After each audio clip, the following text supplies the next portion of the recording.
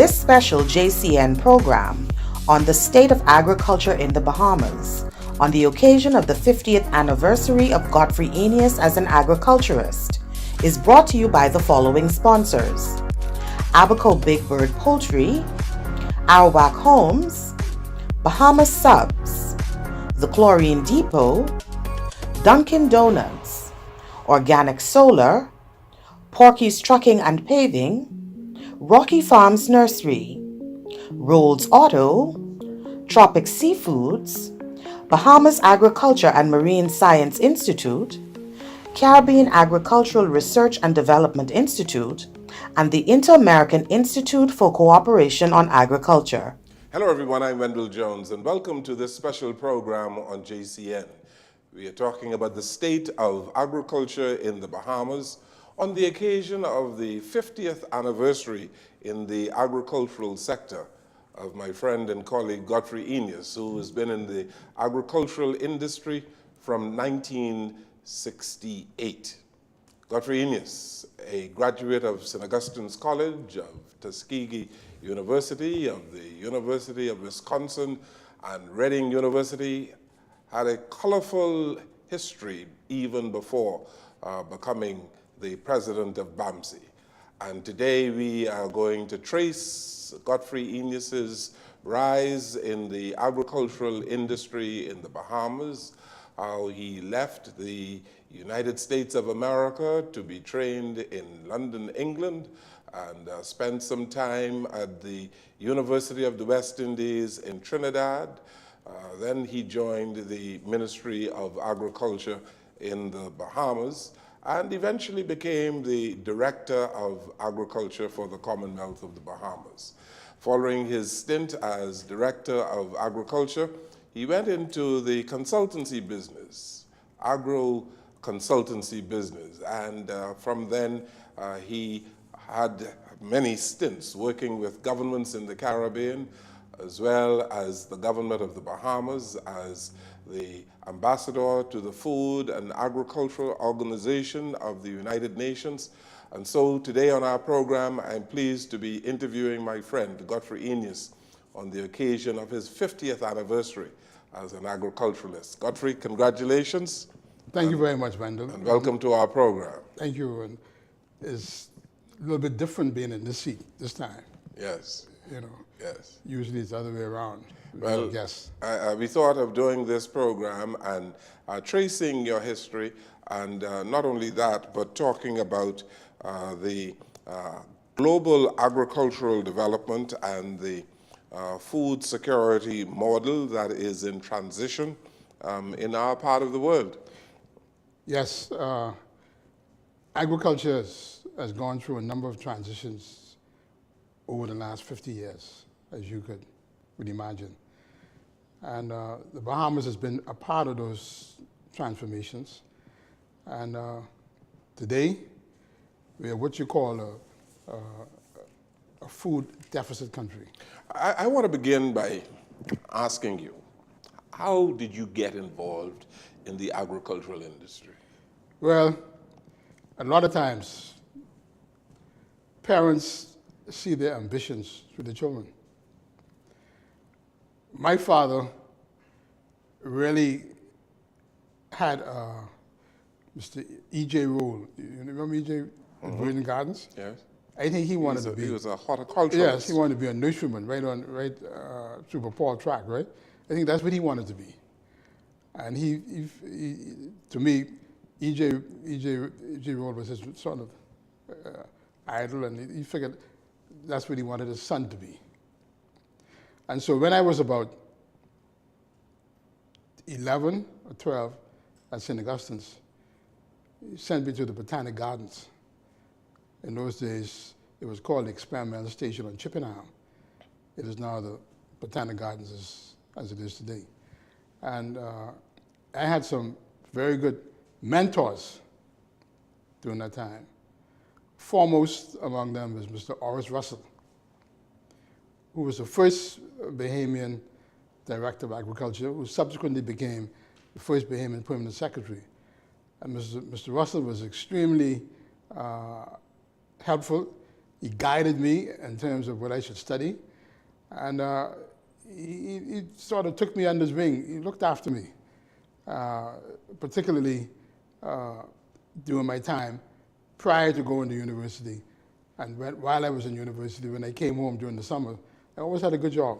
So your father influenced your going into the agricultural sector. Yeah. Who influenced your going to Tuskegee? Likewise, my father. The reason for going to Tuskegee was that my grandfather, his father, sent Uncle Clee to Tuskegee. As Dr. Cleveland Enos. Yes.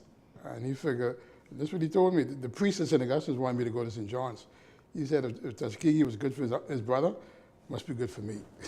so that's where I ended up. He had a heavy hand. Yeah, had a very heavy hand. And, but I think, Randall, I sort of disappointed him. I disappointed him from the fact that what he had envisaged me to be in terms of agriculture, I wasn't. And he would, when he got annoyed with me, he would tell me I took the lazy part of agriculture. Yes. And so at Tuskegee, of course, you excelled and you developed, I'm sure, some lifelong friends at Tuskegee. Right. Growing up, in the boneyards or the Of Alabama. Of Alabama. Right. Well, you know, I took you to Tuskegee. You met my major professor, Dr. Biswas. And subsequent to that, my son Jeffrey also went to Tuskegee. And a number of Bahamians, notable Bahamians. I could name Dr. Prince Barnaby, Dr. Gershwin Blyden, Dr. Robert Taylor, Dr. Eresia Hepburn, Dr. Selima Campbell, Dr. Jason Sands, all of them were Tuskegee graduates. But all of them, Dr. Biswas mentored them because I was the first Bahamian student and he took an interest in me, and all Bahamians who came after me, kept that interest going. After Tuskegee, where did you go for agricultural training, for further training? After Tuskegee, it was a very important time. That is when I went to Trinidad, University of the West Indies. And I found in Trinidad, that's when I really began to understand agriculture. Tropical agriculture. Tropical agriculture. And agriculture in a developing country, a country just emerging from colonialism, and it was a very important experience in my professional life. At the time, when I attended St. Augustine's, I was the only Caribbean individual in my class. The class was a special class comprised of Englishmen. Now, the public should know that you're talking about St. Augustine's, Trinidad. The Right. University of the West Indies campus at St. Augustine's, Trinidad. Right. In those days, it was called the Imperial College of Tropical Agriculture because it was the site of where all the Englishmen who were joining the colonial service in agriculture, they would send them to be trained before they went out into the colonies. And then ICTA, as it was commonly called, morphed into University of the West Indies. And at the time, I had, the university was in transition, and for example, the dean of the school, he wasn't a Caribbean man, the dean of the school was Dr. Mahadevan. And so we had Englishmen and Caribbean people in the faculty, but the faculty really was controlled by the English. Okay, so after St. Augustine's, Trinidad, University of Wisconsin? University of Wisconsin, where I did my master's degree. And because one of the reasons why I chose to go to Wisconsin, because in the field in which I was interested in, there were two universities which had outstanding programs, Wisconsin and Cornell. And I went to Wisconsin because I didn't have to take the grad record exam. The grad record exam is what enabled you to be accepted into a graduate program. they gave me an exemption, and I went into to the master's program at Wisconsin because the field in which I was interested in dealt with dealing in developing countries, how you lift the agriculture, how you improve the farming technology, how you communicate with farmers, how you design policy. That was, and then of course, after Wisconsin, I went to Reading, where I was another postgraduate PhD student. I did my PhD design, project design, and I had a very interesting professor, the doctor. He had done his work in Egypt on the Gezira, which is an irrigation scheme for cotton, because at the time, Egypt was known for its cotton production. And so my academic time was very fruitful. I had some good experiences, and I learned about development economics. Godfrey Aeneas, coming out of Reading in the United Kingdom, you got a job in the Bahamas. I returned Came home. back home. 1968. And you came back home with a wife. And you joined the Ministry of Agriculture. Right, joined the Ministry of Agriculture. And at the time, Sir Milo Butler was the minister? Yes. Actually, when I came back in '68, majority rule had just come into effect in 1967. So I joined in 1968. I was the only, other than Mr. Russell, at the time Mr. Russell was the permanent secretary. So I was the only Bahamian on the staff, I was the only technical officer. Yeah. I had a man named Mr. Lynn, who was director of agriculture and who had vast experience in Africa. He had been to Tuskegee. The British government had sent him to Tuskegee to study agricultural extension. And then Mr. Murray, who was a Cambridge University graduate, and Jeffries, and an individual who has remained my friend today, Dr. Hugh Davis. Yes, I met Hugh Davis in England. He was a veterinarian. And so it was all English. And I was the only Caribbean fellow there. And at that time, they sent me out immediately.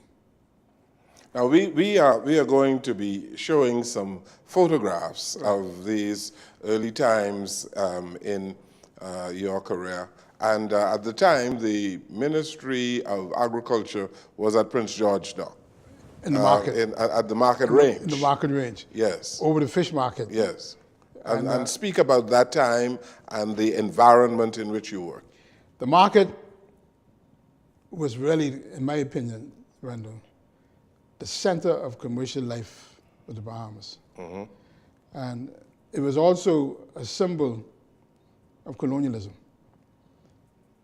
I've been to a lot of former colonies, Kenya and Ghana, all over the Caribbean, and they all have markets, just like the one we had in the old days.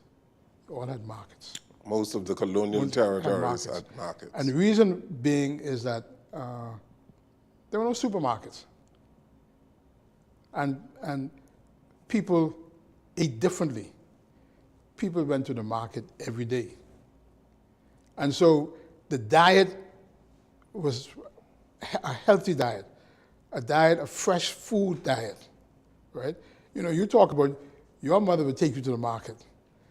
And the market was a very interesting place because they had a section for the turtles. They had the fish market. They had the slaughterhouse. And they had the area where they kept the animals. They had the fresh fruit vendors. And they had the straw vendors. So the market area was a bustling area. And outside the market area was the wharf, market range, the wharf. And all these sloops from the various islands would come to the market. And at that time, Bahamian agriculture was feeding. In 1973, the population of the Bahamas was about 180,000. and was not the kind of economy that we have now, where we were in a food deficit situation. People at the time lived off the land and the sea. And so the Andros fishermen, the Exhumian fishermen, Everybody. they would sail to Prince George Wharf, To the market range. the market range for To sell their products. to sell their The products. fish, the crabs, the bananas, the citrus. That was where the trading went on. Yes, and so you had the fish house, and then you had east of that, you had the various other products. Right, vendors selling, you had a section, Peas and Right. corn. And all kind of, you had a special section. I remember my grandma taking me to the section where you had these Spanish Wells yes.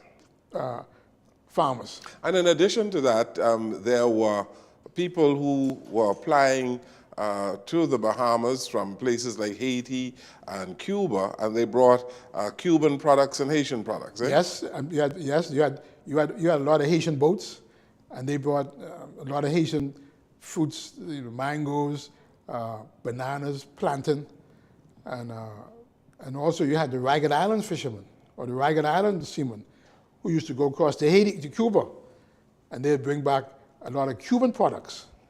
So there was a lot of trade going on between the Bahamas, Cuba, and Haiti. Let's take a break here. We are on this program today talking about the state of agriculture in the Bahamas 50 years after Mr. Godfrey Eneas entered the agricultural industry in 1968. We take this break, we'll come right back.